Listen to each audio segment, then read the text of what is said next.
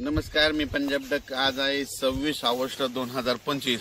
राज्यातल्या शेतकऱ्याला सांगू इच्छितो की तुम्ही काय करा, म्हणजे आता ना म्हणजे आज आणि उद्याचे दिवस तुम्हाला ना शेतामध्ये फवारणी करायला वेळ भेटेल, दुपारपर्यंत ऊन भेटेल, त्याच्यामध्ये तुम्ही फवारणीची खताची कामे करून घ्या। कारण की राज्यामध्ये 27 पासून ते गणपतीचं आगमन म्हणजे गणपती बाप्पाचं आगमन पासून ते विसर्जनापर्यंत राज्यात सांगायचं झालं तर पाऊस जास्त कुठं पडणार आहे। वर्धा, नागपूर, भंडारा, गोंदिया, चंद्रपूर, यवतमाळ, नांदेड, हिंगोली, त्याच्यानंतर परभणी, त्याच्यानंतर बीड जिल्हा, लातूर जिल्हा, जालना जिल्हा, संभाजीनगर, बुलढाणा जिल्हा, अकोला, अमरावती, हिंगोली, वाशिम, म्हणजे गणपती आपलं श्रीचं आगमन पासून ते 5 तारखेपर्यंत विसर्जनापर्यंत ह्या पट्ट्यामध्ये दररोज वेगवेगळ्या भागात दररोज पाऊस सुरू राहणार आहे। म्हणून हा अंदाज लक्षात घ्यायचा।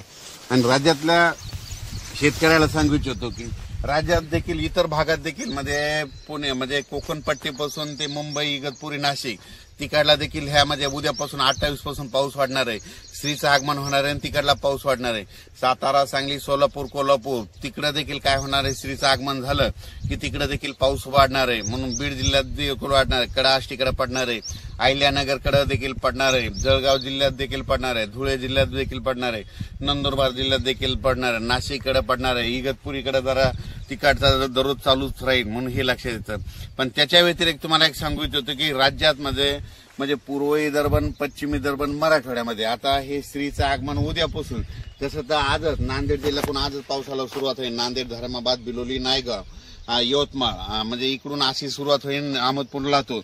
तर ते काय होणार आहे तुम्हाला सांगतो, आजपासून ते 5 तारखेपर्यंत दररोज मराठवाड्यात, पूर्व विदर्भ, पश्चिम विदर्भ, मराठवाड्यात 7 जिल्हे आणि त्याच्यानंतर 11 जिल्हे, 16-17 जिल्ह्यात मात्र आता हे पाऊस जास्त राहणार आहे।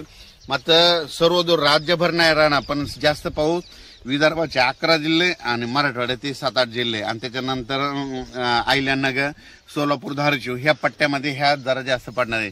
त्याच्यानंतर काय होणार आहे, हे 5, 11, 13, 14, 15 झाले। त्याच्यानंतर नंदुरबार जिल्हा, धुळे जिल्हा, जळगाव जिल्हा, नाशिक जिल्हा आणि मुंबई ह्या पट्ट्यांमध्ये ह्या भागात देखील ह्या जिल्ह्यात जास्त पाऊस राहणार आहे। फक्त काय होणार, थोडा पश्चिम महाराष्ट्राकडे थोडा पाऊस कमी राहील, पण तिकडे देखील ना ह्या जवळपास 5 तारखेपर्यंत म्हणजे आपलं श्रीच्या आगमनापासून ते विसर्जनापर्यंत दररोज वेगवेगळ्या भागात पाऊस पडणार आहे। सर्वदूर नसणार, पण दररोज काय होईल, आज समजा तुम्हाला सांगतो आज नांदेड जिल्ह्यात पाऊस सुरू होईल तर उद्या परभणीकडे येईल की 13 जालन्याकडे जाईल। म्हणजे दररोज असा वेगवेगळा जिल्हा घेईल, वेगवेगळा तालुका घेईल, पण हा राज्यभर पाऊस काय होणार आहे आता म्हणजे उद्यापासून सुरू होणार आहे। शेतकऱ्याला फक्त आता 2 दिवस आहे, आज आणि उद्याचा दिवस शेतीचे कामे करण्यासाठी। आज दुपारपर्यंत काय होईल, थोडं सूर्यदर्शन होईल। सूर्यदर्शन झाल्याच्या नंतर काय होईल, लगेच काय होईल, पुन्हा दुपारी 2:30च्या नंतर काही भागाला पाऊस सुरुवात होणार आहे। म्हणून हे लक्षात घ्यायचं। पण राज्यात मात्र सांगायचं झालं तर म्हणजे हे उद्या म्हणजे 27 तारखेपासून 27 ऑगस्ट ते जवळपास 5 सप्टेंबरच्या दरम्यान दररोज वेगवेगळ्या भागात विखुरलेला स्वरूपाचा पाऊस पडणार आहे। जास्त पाऊस पूर्व विदर्भ, पश्चिम विदर्भ, मराठवाड्याकडे असणार आहे। म्हणून मराठवाडा आणि ह्या 3 विभागातल्या शेतकऱ्यांनी हा अंदाज लक्षात घ्यायचा। फक्त मग त्याचा पावसाचा जोर कुठं पश्चिम महाराष्ट्राकडे कमी राहील, तिकडे देखील पाऊस पडणार आहे, पण काय होणार, थोडाफार कमी प्रमाणात राहणार आहे। म्हणून हा अंदाज लक्षात घ्यायचा।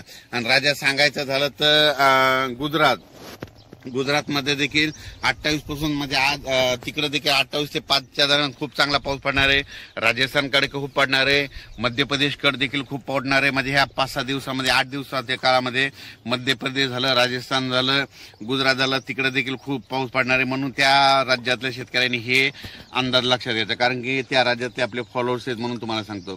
त्याच्यानंतर तेलंगणातल्या शेतकरी, कर्नाटक, आंध्र शेतकऱ्यांनी देखील हा अंदाज लक्षात घ्यायचा।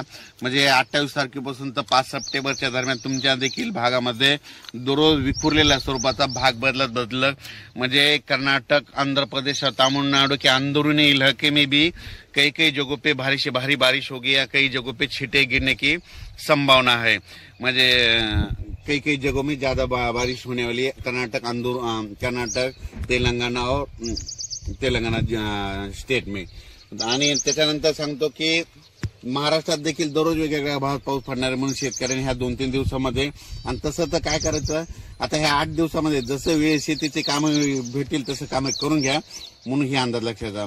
पण राज्यात मात्र जास्त पाऊस आता मराठवाडा आणि विदर्भ, नंदुरबार, धुळे, जळगाव ह्या पट्ट्यात राहणार आहे म्हणून हा अंदाज लक्षात घ्या. याचा एक व्हिडिओ परत सविस्तर उद्याच्याला दिला जाईल. धन्यवाद.